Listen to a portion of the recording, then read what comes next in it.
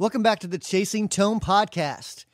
I am, of course, Brian Wampler of Wampler Pedals, back with Blake from the Tone Mob, and today we talk about DSP effects and how that may actually just change the world, and what we can do to really grab that and do something very cool and unique with it, and a little bit about a perception on it as well.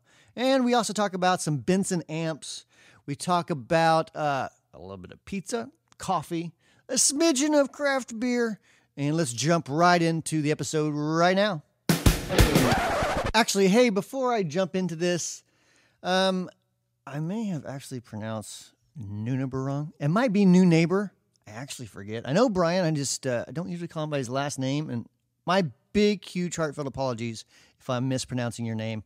I know what it's like whenever people call me Wampler, because it is Wampler, and it doesn't really hurt my feelings, but if it's Neunaber, I'm sorry. So anyways, let's jump into it. Oh boy, Mr. Wampler, we actually managed to only talk for 20 minutes before recording today. That's true. Yes. This is a record.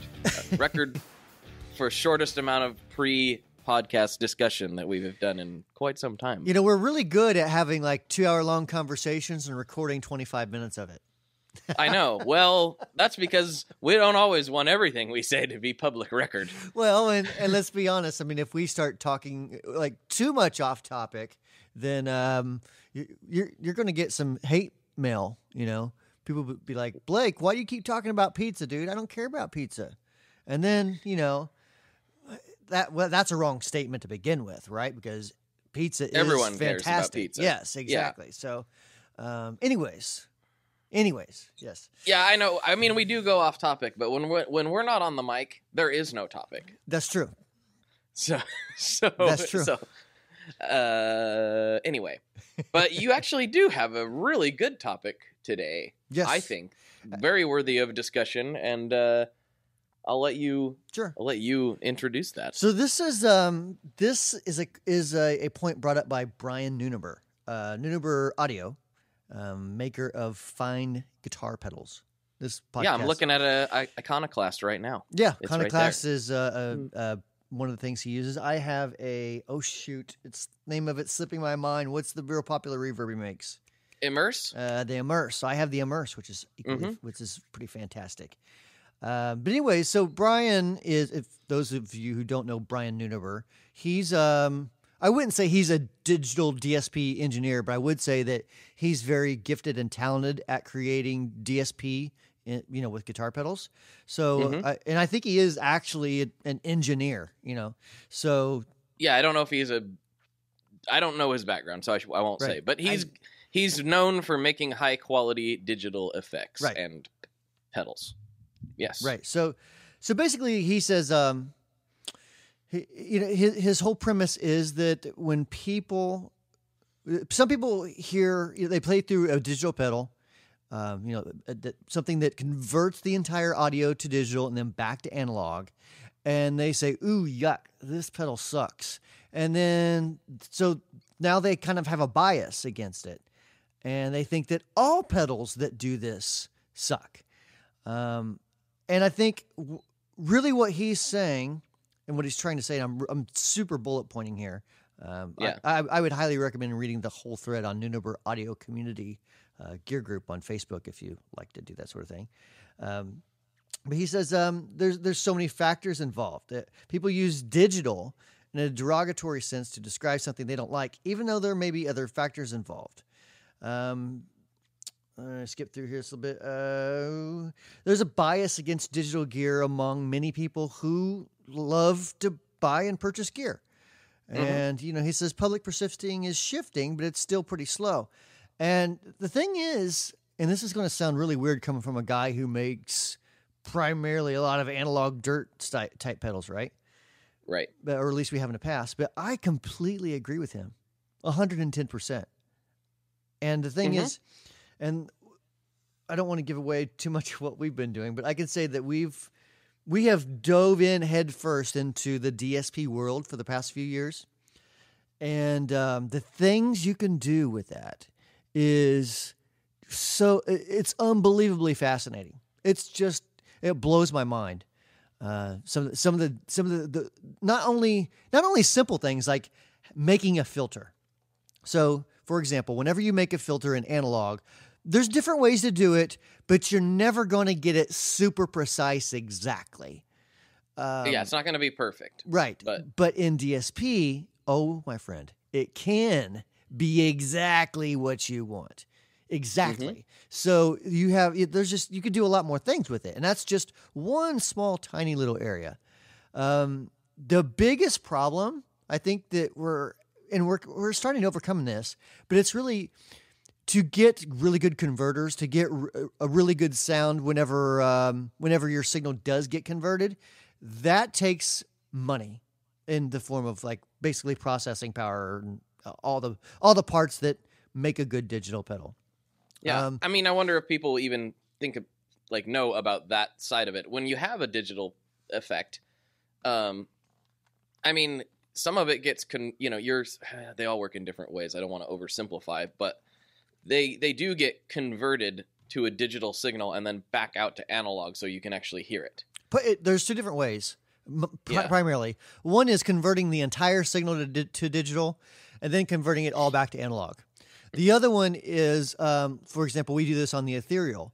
We take the signal, we make a copy of that signal, but we don't remove the analog part. So that analog part, that's your dry signal. As you add the effect in, now you're taking that signal that's been copied and then converted to digital, and then you manipulate it and do fun stuff with it and convert that back to analog, and then you add the two together. Right. So basically, that gives you like a wet control, in essence. So, and I'm not saying one is better than the other, because kind of like what Brian Neunaber alludes to, when done right, it's totally as good as analog.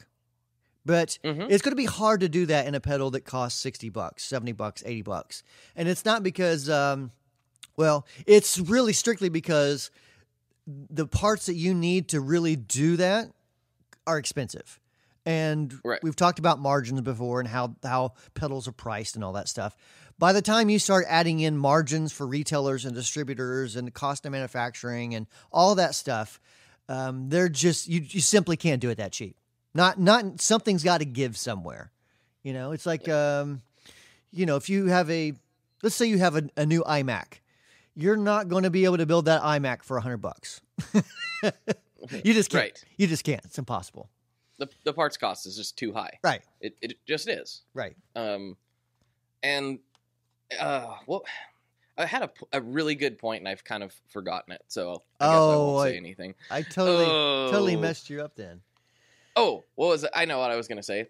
Okay, so I know this is a stretch, right? This is a big stretch to say these things. But when somebody listens to a demo, say, and they're like, "Man, I don't like that. It sounds digital." Because we were talking about conversion and stuff. Yeah. Think of how many times that signal has been converted from analog to digital before it actually reaches the ears of that person who's then's like, "That doesn't sound very good." Right. It gets converted in the pedal. It gets converted going into the DAW. It gets converted it gets compressed and then going to YouTube or wherever it's going. Right. And then it gets converted again to the analog signal that goes to the speakers that they're then using to listen. It's like there's so many layers. Which is what cracks me up about gear demos. And, no respect to anyone doing gear demos. It's just how we do things in this day and age, right? But it's a great thing. It's a great thing. Yeah. But it's so hard to really get the feel of a sound, or to get the feel of a sound, get an accurate sound. And of course you can't get any of the feel like actually playing it. And it's to be honest with you, to me it's kind of disheartening a bit whenever I see people put too much stock into a gear demo on YouTube, just because, let's say you recorded in the absolute best studio using the absolute best equipment. Once you stick it on YouTube, they're going to compress it and do things to the sound that you don't have any control over. I know that's something we struggle with a lot is we'll upload something. I'm like, yeah, that sounds great. And then I listen to it on YouTube. I'm like, what happened? What did you do, YouTube? And there's been times where I have, because we don't make them live immediately when we upload them. So I'll upload them and listen to it. I'm like, I don't know what's going on with that sound, but something is funky. And so, I'll go back, listen to the regular file. I'm like, what the crap? What is going on? So, I may export that audio again, and maybe it's some sort of weird uploading algorithm. I'm not exactly sure how that works. Sometimes it changes things, sometimes it doesn't. But I do know it's something we all fight. In fact, I was talking to Mick from That Pedal Show last week, and I forget what video it was on. Shoot. But what video was that on? It was the one where they did the reflection. They just talked about our new reflection that's coming out next week. And I was telling Mick, I'm like, man, I don't know what you did, but like your guitar sound over this whole video is fantastic. Like, what did you do? And he gave me some tips and hints that he did, which is it's not only like change the EQ or anything like that. It wasn't anything as much as he's like, I'm using a really, really, really good preamp, and that makes a lot of difference with that mic. And I'm like, well, I believe that, and it's an expensive deal, so I don't have that. Some of those, not to change the subject, but some of those mic preamps. We're talking like $3,000 or $4,000 easy. Oh, easy. I mean, we talk about how expensive guitar gear is. It's nothing. It's a drop in the bucket compared to you start getting into the studio world. Oh yeah, it's crazy. I mean, people talk about $200 pedals and how they're a ripoff. Man, start buying some studio gear. Yeah, it's like this. If you just put studio in the word, it's like here's a studio chair. It's like, why is that chair $4,000? Oh, because it's a studio chair. It's like, I mean, like I'm kind of joking, but kind of not. Like you'll see desks. Yeah, the desks are like $6,000. I'm like, and the reason is it's really nice. B, it's very specific. So like, there's not a huge market for it. Right. And it's not like you're going to have a bunch of repeat buyers of those desks either. Right. So you're not selling those in Office Depot, No. So they have maybe 100 customers. Right. I don't know what the number is, but it's a supply and demand type of thing too. Yeah. But like it's just kind of funny. Yeah, guitar gear is expensive. Don't get me wrong, but studio gear is just a whole nother ball game altogether. Right. I mean, I know with me, if I can, and this is really based upon the people that buy our stuff and like our stuff. So if it were up to me, I would do a lot more things in DSP. And I'll just throw one example out there because I touched on it a second ago. Creating an EQ pedal with DSP where everything is converted to digital and been back to analog. Doing that, there are so many awesome things. And I don't mean awesome like in the typical middle America, like, awesome, dude, that's awesome. Oh, I swear it's awesome. I mean, like, literally, you are in awe.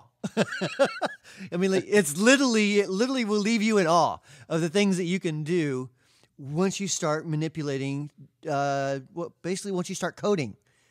I mean, really, your limit is your brain. That's really your limit. Well, and processing power. So, I mean, I can't make a pedal fly to the moon and back necessarily.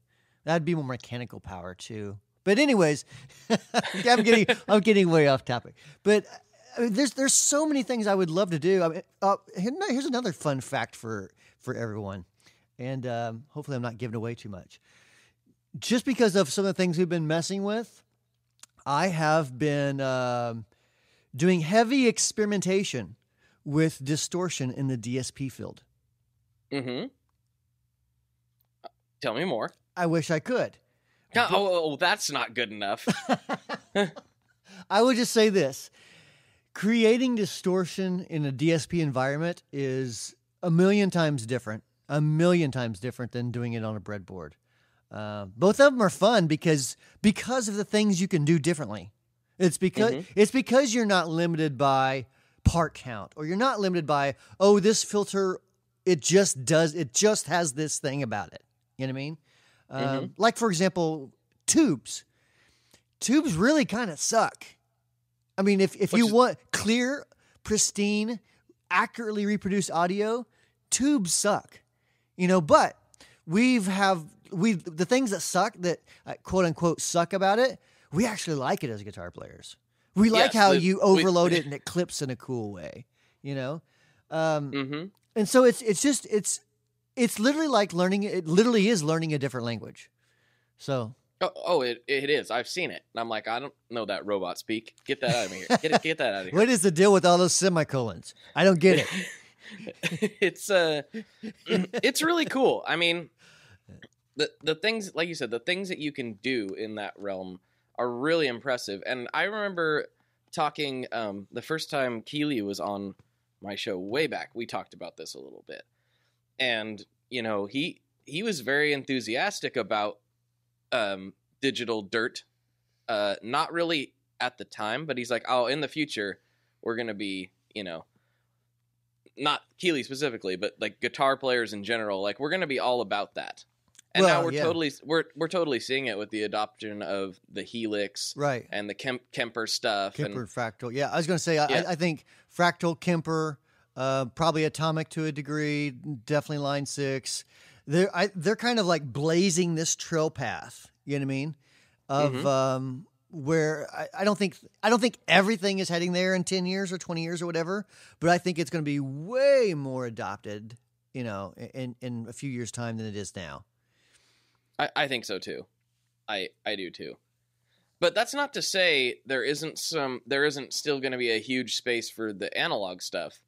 Because there's I can't talk about it. Dang it. It's not going away. Just like people still drive 69 Chevelles around, or 69 Camaros. I forget what you have, but it's either a Camaro or a Chevelle. It's a Camaro. Yeah. Camaro. Yeah. Like, you know what I mean? Like, people but still dig that it's not my daily stuff. driver. It's not your daily driver, but I bet you still have a heck of a lot of fun driving it when you do. Exactly. I think that that's what we'll see in, like you say, in that probably 10, 15, maybe 20-year mark. I think we'll see your average Joe, gear nerd even maybe, rocking around with a DSP-based rig. But, like, man, when he gets in the studio, it's going to be the old Marshall. Right. I can totally see that happening, especially for gigging, touring musicians. Like, man, how much easier would that be? And then your backup rig is just another one of those things. Like, you got to keep in mind, there's a lot of people who live in, let's say, New York City, for example. Oh, perfect example. If you're a gigging guitar player in New York City, it's not very easy to drag a combo amp and a couple guitars and a pedal board, like all this gear in the back of a taxi. It's just not practical. Or on the subway. That's where most of them are riding. Or on the subway, exactly. Yeah. Or on your bike, because you're not generally driving around New York City. For those who aren't familiar with it, you're not generally driving around New York City in a car, back and forth like you would here in Indiana. No, it's not an efficient way to travel. Right. You only drive in a car if you have to. Right. Literally, you get there faster by walking most of the time. So, I mean, for that guitar player, it is so handy to have something like the Helix or whatever that you can, it's in your bag and you got your guitar, maybe you have some cables in there, and that's your whole setup. So now we have to kind of hone that in and make that sound as good as humanly possible. Make that sound as accurate and touch sensitive and realistic. I think I see the big thing that people are not fighting against, but, and we've touched on this before. When you have a digital setup like that, generally what you get is a mic'd sound of an amp, and people tend to kind of miss the sound of the amp in the room. You know what I mean? So that's what I just seen. I'm glad you brought that up. I just seen. Did you see those powered speakers that Line 6 just dropped? I haven't seen those, but I know Friedman makes a powered speaker for that reason. It's probably the like a very similar type of deal. It looked like, I didn't do too much reading into it, but it looked like it was just a powered monitor, maybe tuned a certain way. I'm guessing. I could be wrong about that. There's probably a bunch of stuff going on that I don't know. But it was like kind of designed to work with the Helix to really get kind of the quote unquote normal feel back. Is the way I understood its purpose. But what confused me, I should have done more research before I started talking about it, but what confused me is it seemed like, isn't that the whole point of the Helix, is to avoid having to bring a powered speaker with you? It does kind of defeat the purpose. I mean, I guess it can. Yeah, I mean, you know what I mean? Man, there's different ways to go about it. I mean, let's say you're playing in church. It would be handy just to have a powered speaker that just sit there all the time. You know? Most aren't most venues and things gonna have something like that already? I don't know. Maybe. I'm not a gigger, so I'm just kind of talking out loud here. I don't know. I totally see your point, and I think it's a weird market. That like, we're trying to figure this out. I mean, I don't know if you recall this, but I think it was Atomic that used to make these cabinets. You remember the old Line 6 little bean shaped pods? Oh yeah, definitely. So they'd make this cabinet, full range cabinet, that you just put the Line 6 pod. I think, what was it called, a pod? Yeah, the pod. They had the pod and the pod 2, I think. Right. And so you just connect it into this little full range cabinet. This is back in like 2004 or 5 or something. And that was, that was supposed to give you your amp. That was your amp in the room. Mm-hmm. But again, that's still giving you the sound of a mic'd amp. Not that that's bad, but whenever you have a guitar amp that's in the room and there's no mic on it, one of the hardest things that definitely for me and many other people I know that I've talked to about this, the hardest thing to do is to make that amplifier sound through your monitors like it does when that amp is in the room. Right. It's just right. Your ears respond differently to sound. We talked about this before. Your ears respond differently to sound, and it's not. Mm-hmm. And the mic colors things. Every mic colors things. Every mic preamp colors things. Like all those things, all the things connected. It all affects the sound, and it's so hard to get that sound of the amp in the room. Mm-hmm. Well, and then the whole point of the powered speaker, I think, in trying to replicate that is because the air hitting. Wow, how many times have we talked about this? Like 4 million. The air hitting you has an effect on how it sounds to you as well, and how it feels. Yep, because you're actually hearing, believe it or not, with parts of your body. Mm-hmm. So I'm sure most everyone hasn't listened to all these episodes. So there are a few. I know there are a few, but for the most part, y'all got better things to do with your lives than listen to me and Blake talk. I doubt it. What could be possibly more valuable than this? Eating Cheetos? You're right. I stand corrected. Okay. Good point, Brian. Barbecuing? Oh. Drinking a good beer? You could do all of those things and listen to us ramble nonsense on the internet. Wait, are you saying that I can go grab my bag of Cheetos and eat them into this microphone whilst we talk? No, you can't, but they could. They could definitely do that, and it would probably enhance their experience. Go get yourself a bag of jalapeno Cheetos right now if you have some handy, and just give them a good crunch. We'll wait. Give them a good crunch for me. We'll wait for you. Yeah, we'll be here when you get back. We'll still be talking. Don't you worry. We don't have any problems in that department. All right, and I guess you're back now, right? You've got your bag of Cheetos. You're sitting down. You've got your ice cold beer, or if you're a non-beer drinker, you have your coffee, right? And it's a good Guatemalan bean. Speaking of, not to change the subject, but I have to give mad props. I'm going to change the subject anyways for a second. Okay. I had to give bad props to my man James B. O'Rear. Now, I know you don't know who James B. O'Rear is, so I'm going to look up his, not email address, but his, oh, shoot. Instagram? YouTube channel. YouTube. Oh, okay. Because, oh, come on. Okay, so I can't do it while I'm on the podcast because it requires me doing two things at once. But look up James B. O'Rear. He has a coffee channel on YouTube. Anyways, if he plays guitar, that's how I know him. But I've got mad respect for the guy because he knows I am in love with a good Guatemalan bean. Okay. See, I adopted my daughter when she was a baby from Guatemala, from Antigua, or from Guatemala City. And when I went there, I had literally the best cup of coffee I ever had in my entire life. The best cup of coffee. And so ever since then, I've been just trying different beans. So he keeps sending me like all these different types of roasts and from all these different roasters. And so anyways, gigantic, huge thank yous to James B. O'Rear. Please check him out on YouTube and watch his videos. Give him some love. Here I am sitting here sipping on my cup of Kirkland Signature drip coffee, feeling inferior. Could be worse. Could be like man. McDonald's coffee. Remember that time we did a podcast and I had to resort to McDonald's coffee? I do. And it was like you were on crack.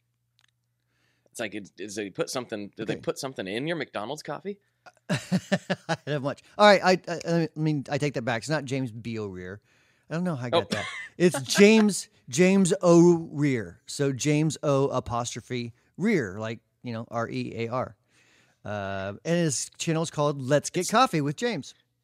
I Googled this James B. O'Rear character, and all I could find was videos of a camel. I say, don't click through the Google images on that one.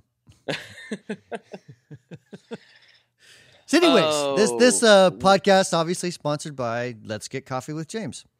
And Neunaber Technology. Of course. Not really. But we didn't really, I guess, you kind of did, but I didn't really address what I think about digital stuff, I guess. We'll do it. It's basically the same. I feel the same way you do. I think we're going to get to a point where that people will realize that it doesn't matter. If it sounds good, it is good. And it doesn't really matter if it's analog or digital. And I say all that, shout out to Jamie Davis, if you're listening to this right now. We have a little internet battle of sorts where he constantly suggests the Line 6 Helix for everything, and I say it's a piece of junk, even though I don't actually think that it is. It's just an inside joke. But I really do think that we're on the cusp of some legit stuff, and I've said this before. In a recorded format, I think things are so good now. With certain tools, I could listen to a recording and not know if one's modeled or if one's the real thing. Totally agree with that. Yep. I would not be able to tell.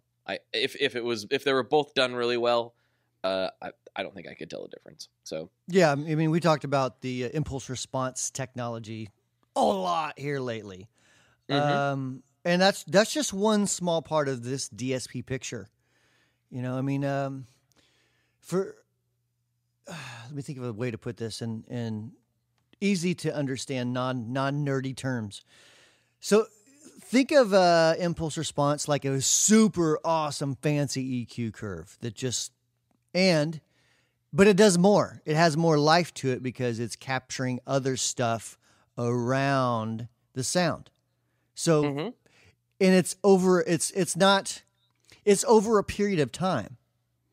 So as stuff like the cabinets moving, there's stuff in the room, not like papers and stuff, but I mean like the speaker's moving and it's making noise throughout the air. Like all this stuff physically that's happening is captured in this digital snapshot.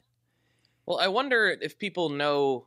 I mean, I've actually caught some impulse responses before for some other projects. I did it the most rudimentary way you could possibly do it, but it's really as simple as At least when you're getting room sounds, getting cab sounds is a whole kind of another ballgame. But just to get the sound of a room for like a reverb or something, you're setting a mic up in the space that you want to capture, or a couple mics or whatever, and you make a loud, abrupt sound. We popped a balloon and caught it several different times. And basically you send that to the people who are smart, and they analyze it, and they create a room sound out of it. Yes. That's the really dumb person's way of explaining it, because that's who I am. But that's what we did.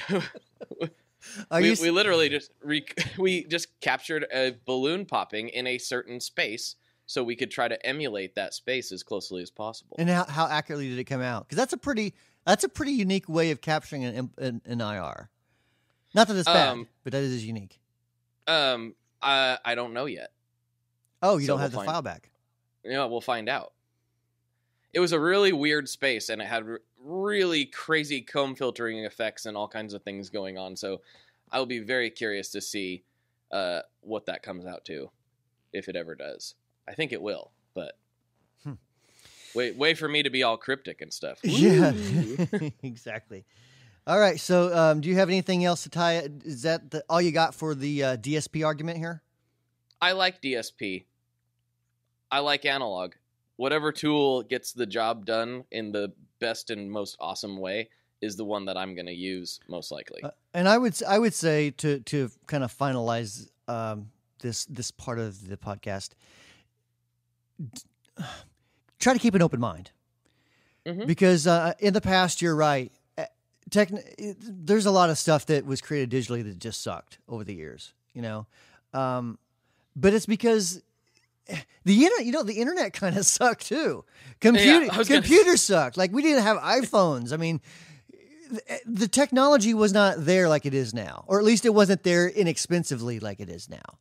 Well, just the perfect example is that the little device that everyone carries around in their pocket is substantially more powerful than the room of computers that was used to send man to the moon. Yes. So if you believe in that sort of thing, I mean, but seriously, like those computers weren't that good. I remember the old green screen computers and stuff, and they weren't good. No. My phone is substantially more powerful and a better tool than those, and I think we're just going to continue to see the progression of that. Right. In guitar pedals and effects and amps and recording and everything. Oh man, in recording, plugins are just amazing. The plugins you can get. Oh yeah. Anyway. Yeah, and imagine. So what we're trying to do is bring that sort of thing into the pedal world. Mm-hmm. Because you can do a heck of a lot more with it. Yep. So okay. So to wrap this podcast up, I'm actually going to, if I can get permission from the guys from what's the podcast? 6 String Under. Okay. They did a bit with me and Paul Reed Smith, and it's a bit, so it's not like us actually recorded. It's characters, right? And the bit's supposed to be Paul Reed Smith and I drunk at NAMM. And so, so it has Paul Reed Smith, totally talking about how he's going to buy Fender guitars and Gibson guitars and put them in all the bathrooms for people to wipe their butts on. That's, and me, like the me part, it's like me and Paul having this conversation, in this bit. And I'm going, Jiminy Crickets, Mr. Smith. Jiminy Crickets. Oh, no. Oh, and so I wrote back, I'm like, that is funny, but I'm like, Jiminy Crickets? For real? Yeah. Oh, that's awesome. Jiminy Crickets. Jiminy Crickets, that's great. I haven't heard that. I totally got to listen to that. That's awesome. They just sent it to me a few days ago, so it may not be out yet, but it will be shortly. 6stringunder.com, I believe. And like I said, if I can get permission, I'll put that little bit here at the tail end of this podcast. And if not, then there won't be anything here. And here it is. The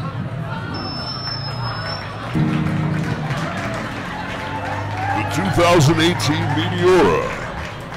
Thank you for visiting the Fender booth. Hey, Fender! Hey, where'd you get your ideas for that one? 1950? Ah!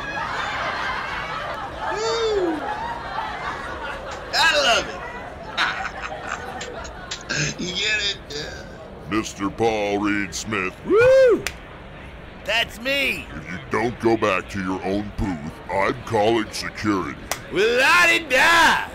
We dug up Leo last night, dressed him up in a cocktail dress and let him go dancing with sailors. Up yours! Hey, it's Brian Wampler over here, man. Come here. Jiminy Crickets, Paul. Pull your pants up. Uh-oh, it's opposite day. Golly, pull yourself together. Hey, Beezer, buddy boy, man, don't worry. It's not what it looks like. I came over here to see if they'd let me borrow one of those Stratocasters, because they ran out of toilet paper in the bathroom. High five, anybody? Good one, Paul. I love it. Jiminy Crickets, Paul. Pull yourself together. Ask yourself, Paul, what would Jesus do? Jesus? Jesus would never. Step foot in the state of California.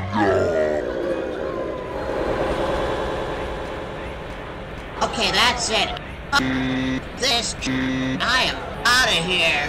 Mr. Wampler, if you don't remove your friend from the Fender booth, I'll be forced to call the authorities. Okay, sorry. Wait. Time out. You're misunderstanding, all right? You're totally misunderstanding me, man, all right? First thing I'm gonna do is I'm gonna buy Gibson. And then I'm gonna turn every single one of those sorry excuses for guitars into toilet paper. And next year, every single person that comes to NAMM is gonna wipe their butt with a Gibson. And then I'm gonna come back and I'm gonna buy you and I'm gonna... Oh, it feels like... Simply just stop me in the neck.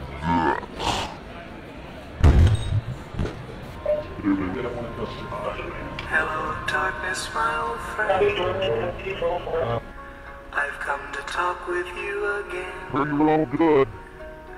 Because a vision softly creeping. All right. Well, on that note, Jiminy Crickets, Mr. Wampler. I'll see you next week. See you later. And thanks so much for listening to the Chasing Tone podcast. I really appreciate it. If you have any comments or questions, you can email podcast@wamplerpedals.com. If you are more of the video type and you like videos, make sure you check out our YouTube channel. Simply type in Wampler YouTube or Wampler Pedals YouTube. You'll find it. And again, thanks for listening. Have a great week. We'll talk to you next Monday.